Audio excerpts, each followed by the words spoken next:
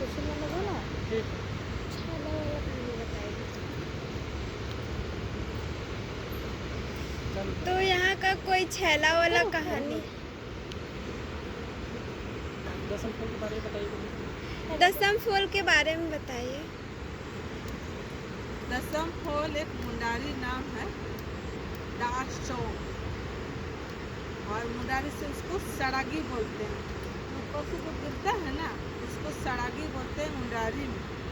दासोंग मतलब पानी जैसे ऊपर से गिर रहा होगा, गिर रहा है, फिर उसके बाद फ्लो हो रहा, मतलब बाढ़ है, तो उसका नाम दासोंग से ही दसम फूल में बदल गया। मतलब जैसे लोग यहाँ बाहरी लोगों का आना जाना हुआ, तो भाषा का जो रूपांतरण हुआ, भाषा जो मुंडारी भाषा से जो तरह तरह के लोग आ रहे हैं, हिंदी भाषा इंग्लिश मिक्स करते करते वो दसम कर दिया। एक्चुअल नाम क्या है? दासोंग सड़गी।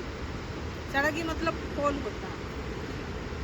तो यहाँ बहुत पुरानी, ज़्यादा पुरानी तो नहीं है, एक कहानी है यहाँ का। इसी वादियों के बीच कहानी घटा था। असलिया पर रिपीट कर लेंगे। रिपीट कीजिए ना। हाँ बोलिए आप बोलिए। यहाँ एक लोकल में ही एक युवक था, उसका नाम था छैला सांधु। एक युवती से उसका प्रेम था, इसी साइड की थी वो, उसका नाम था बिंदी। तो अक्सर वो इस पार से उस पार हुआ करता था। बीच में एक लतार था, जिसको बोलते हैं मुंडारी में बांधू नानी। आप सीखिए ना थोड़ा इस तरह, अच्छा ज़्यादा। बांधू नानी, जिससे वो अक्सर इस पार से उस पार आना जाना करता था। वो हमेशा अपने साथ एक मुर्गा और ढोलक नगाड़ा बांसुरी लेके चलता था। वो नाच गाना प्रेमी भी था, और वो इसलिए वो हमेशा अपने साथ वो सब यंत्र वाद्य यंत्र लेके घूमता था। मुर्गा इसलिए रखता था कि वो मुर्गा बांग देने से पहले वो जाग के वो जा सके। गांव देहात में पहले घड़ी नहीं हुआ करती, उस समय मुर्गा का बांग से ही लोग समझ जाते थे कि सुबह होने वाली है। तो अक्सर उसके कंधे पे मुर्गा लेके वो चलता था। तो एक समय की बात है, जब इस पार से उस पार हो रहा था, तो उसकी एक भाभी थी जो उसे जलती थी, क्योंकि वो हमेशा मतलब रोज भोरे 3 बजे 4 बजे वो घर से निकल के इधर आके वो अपना प्रेमिका से कहीं कहीं जाना हो तो आता था। तो एक दिन उसकी भाभी वही लतार को काट देती है, बांधू नानी है उसको काट देती है। तो जिस दिन वो पार कर रहा था अपने साथ मुर्गा और ढोलक नगाड़ा बांसुरी वगैरह जो भी था साथ में था, जैसे ही वो नदी पार कर रहा था इसके उस पार, तो बीच में वो गिर जाता है और उसकी मृत्यु हो जाती है। तो कहते हैं लोग कि उसकी आत्माएं इस वादियों में भटकती।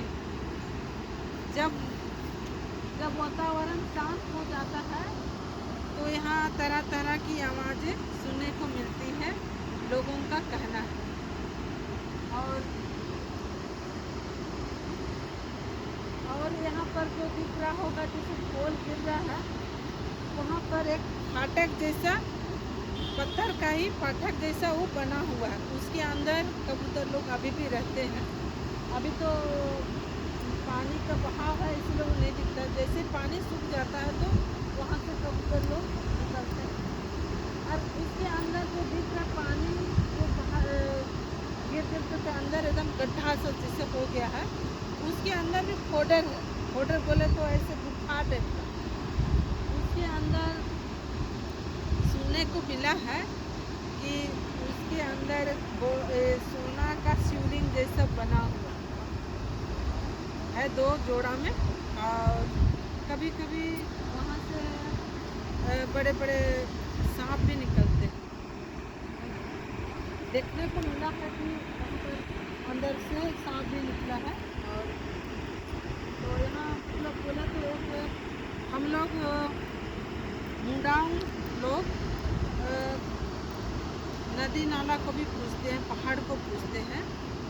तो हम लोग का इकिर बोंगा है ना, इकिर बोंगा ये दासुन को हम लोग मानते हैं। हम लोग मुंडा लोग प्राकृतिक पूजक तो है ही, है ना। तो जैसे हम लोग का पहाड़ देवता, जल देवता, उसी में से एक देवता हम लोग का यही दासुन को इकिर बोंगा को हम लोग मानते हैं। और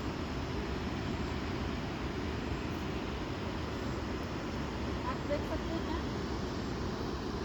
ये जो इसके बीच में भी बहुत गड्ढा है, तरह तरह की सीढ़ी पर सीढ़ी अब देखना, छोटे छोटे खोल बना हुआ है, सबका अलग अलग नाम पड़ा हुआ है ना।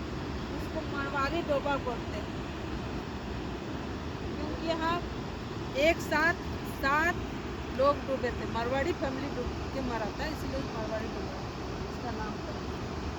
तो हर जगह कुछ ना कुछ नाम से पड़ा हुआ है। तो यहाँ का नाम दासोंग से दसमफुल पड़ा।